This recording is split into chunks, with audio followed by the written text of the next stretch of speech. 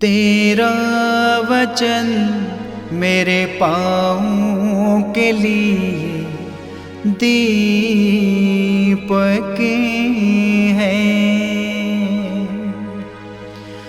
और मेरे मार्ग का उजियाला है।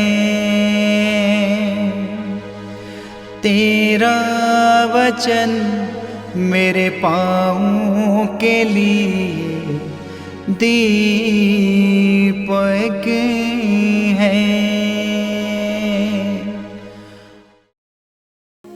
प्रेरित चरित्र अध्याय 6 पद संख्या 8 से 15।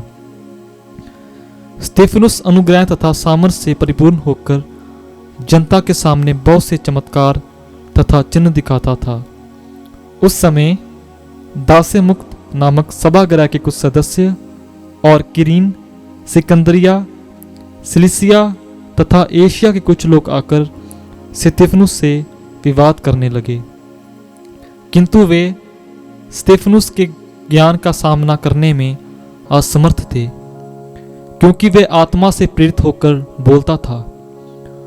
तब उन्होंने घूस देकर कुछ व्यक्तियों से ये झूठी गवाही दिलवाई कि हमने स्तेफनुस को मूसा तथा ईश्वर की निंदा करते सुना।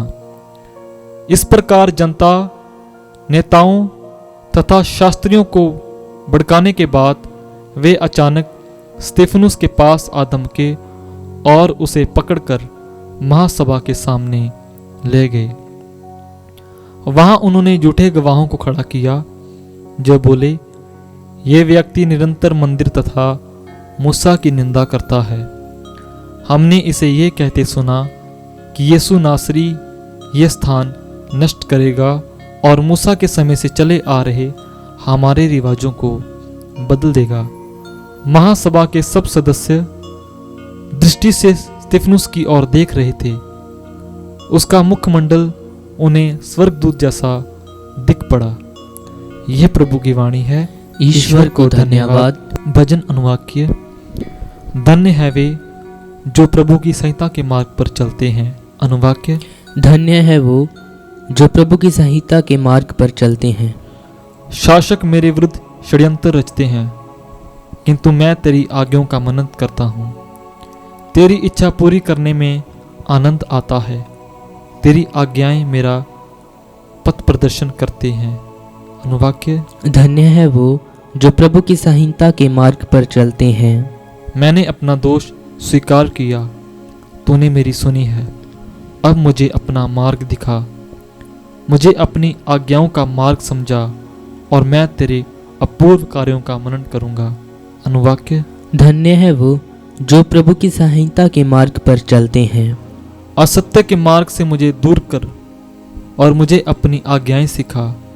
मैंने सत्य का मार्ग चुना और तेरी आज्ञाओं का पालन का निश्चय किया। अनुवाक्य। धन्य है वो जो प्रभु की संहिता के मार्ग पर चलते हैं। जय घोष। हालेलुया।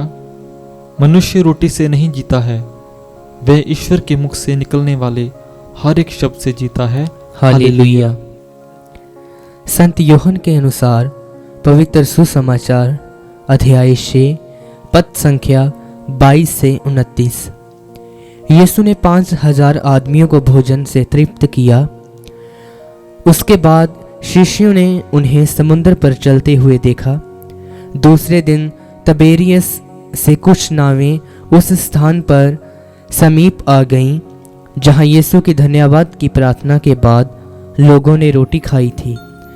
जब उन्होंने देखा कि वहां ना तो यीशु है और ना उनके शिष्य, तो वे नावों पर सवार हुए और यीशु की खोज में कफरनाहुम चले गए।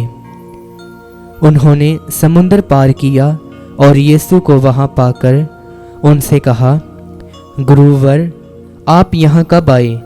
यीशु ने उत्तर दिया, मैं तुम लोगों से कह देता हूँ, तुम चमत्कार देखने के कारण मुझे नहीं खोजते, बल्कि इसलिए कि तुम रोटियां खाकर तृप्त हो गए हो। नश्वर भोजन के लिए नहीं, बल्कि उस भोजन के लिए परिश्रम करो जो अनंत जीवन तक बना रहता है और जिसे मानव पुत्र तुम्हें देगा, क्योंकि पिता परमेश्वर ने मानव पुत्र को यह अधिकार दिया है। लोगों ने उनसे कहा, ईश्वर की इच्छा पूरी करने के लिए हमें क्या करना चाहिए? यीशु ने उत्तर दिया, ईश्वर की इच्छा यह है, उसने जिसे भेजा है उसमें विश्वास करो। यह प्रभु का सुसमाचार है। क्रिस्त की जय।